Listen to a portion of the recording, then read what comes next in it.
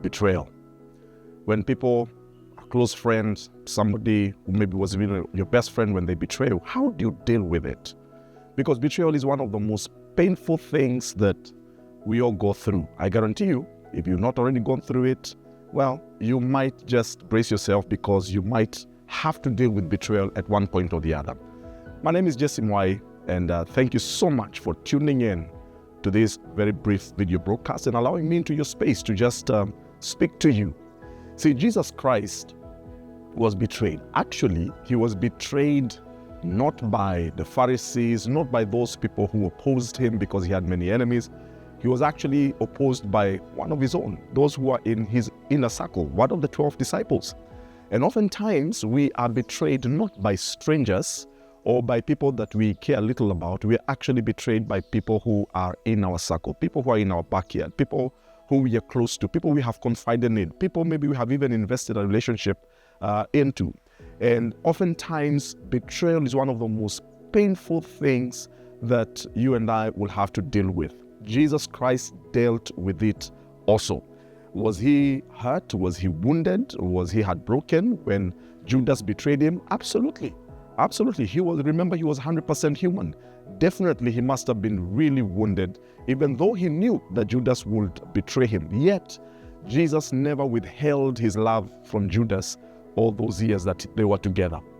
So how do I deal with betrayal, you ask? How do I deal with this painful reality of being betrayed, somebody stabbing you in the back? I think the first thing on how to deal with betrayal is that we must forgive. I know most people, when we talk about betrayal, when we have been hurt by somebody, the last thing that you want to hear is forgiveness. But I guarantee you, and I tell you this, that no healing begins to take place, and it's very difficult to move on until you have made that deliberate choice to forgive the person who betrayed you. By the way, they may not even appreciate your forgiveness. They may not even acknowledge that they betrayed you, but it is imperative that you and I come to that place by the grace of God where we choose to let go, where I choose to forgive in the presence of God and allow God to begin that work of healing in my heart. So if you have been betrayed, please forgive. Now, forgiveness does not mean that you're giving the other person an easy pass. It does not mean that it is okay what they did to you. It does not validate their actions against you. Remember, forgiveness is for your own sake, not for the sake of the person who hurt you. Because you want to move on, you want to find healing, you must then forgive and allow God to deal with that individual, that person, maybe to bring them to a place of conviction. But better still, if the other person asks for forgiveness, if they genuinely come to realize what they did and ask for forgiveness, it even makes forgiveness easier. But even though they do not do that, you still must forgive. Forgiveness is not an option. You must choose to forgive. Now remember, forgiveness is a journey. So the fact that I have forgiven does not mean that the pain, the heartbreak goes away immediately. Sometimes it may linger on for a while, but I must keep reminding myself in God's presence that I have chosen to forgive this person. The healing sometimes may be slow. It may take some bit of time, and sometimes it can also be a very, very painful process, but God ultimately will heal you. But then the second thing is this: how to deal with betrayal is keep loving people. Right? Keep loving even that person who betrayed you. Just keep loving them. Yes, that relationship may be forever damaged. Maybe that relationship may never quite recover, because when somebody betrays you, they have violated your trust. But you must choose love. Do not become a hater. Don't become resentful. Don't become hateful.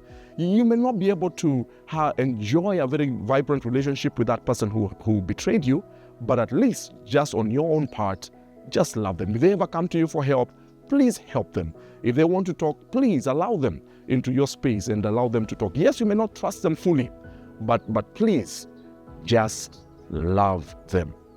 But then the third thing that is very imperative for us, if we are going to deal with betrayal, please understand that we are human. That it is you today who has been betrayed or hurt, but remember that you too are very capable, and you probably also hurt somebody else. So because of that, it is good for us to cut what we normally say, just cut the other person some slack. Understand that they are human. Sometimes the reason why we get hurt so deeply is because we place too high expectations on others, and we forget that they are human, they're imperfect, that they're capable of hurting us. So please understand that you're also human, and understand that maybe tomorrow you'll be the one who will maybe betray somebody, or even offend somebody, or even hurt somebody. So because of that, it is good for you to, and I normally say this, that leverage your expectations of people. Understand that they can hurt you, so that when they do hurt you, and I'm not suggesting that you validate what they have done or say it's okay, but at least you know they are human enough and they are imperfect. And remember that we are all a work of progress, and God is still working in us. Have you been betrayed? May the Lord help you. May the Lord give you the grace to be able to overcome this painful season. But you shall overcome, you shall survive it, and you shall be the better for it. God bless you. Please share this with somebody that may also benefit. God bless you.